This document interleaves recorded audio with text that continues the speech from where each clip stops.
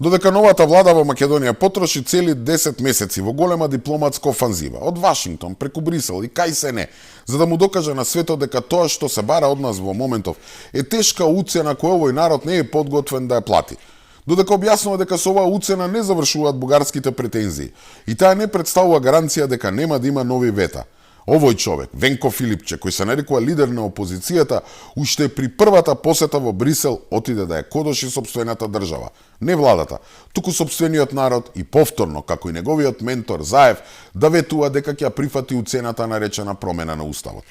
Вели Македонија со сегашнава влада немала стратегија. А кој има стратегија? СДСМ.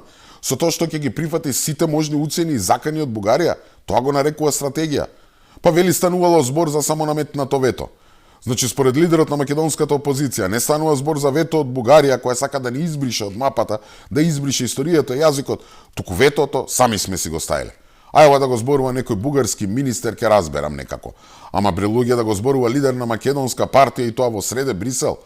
Па обвинува дека сегашната влада дозволила билатерализација на пристапниот процес. Чекајте малку. Кој е тој што дозволи бугарските уцени преку францускиот предлог да станат услов за преговорите со Европската Унија?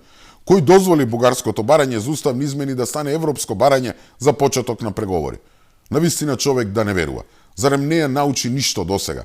Не свати дека една од главните причини поради која неговата партија на клоци беше испратена во опозицијата покрај криминалот и корупцијата е токму оваа починувачка политика. Па уште и вели дека тој ќе презел целосна одговорност и ќе го презел целиот товар по цена на неговата политичка кариера. Која црна одговорност? Па кој му даде за право да ветува такво нешто? Македонскиот народ? Не. Овој народ му го порача токму спротивното на минатите избори. Дека никој од вас, никој од СДСМ веќе нема за право да преговара и ветува нови национални отстапки.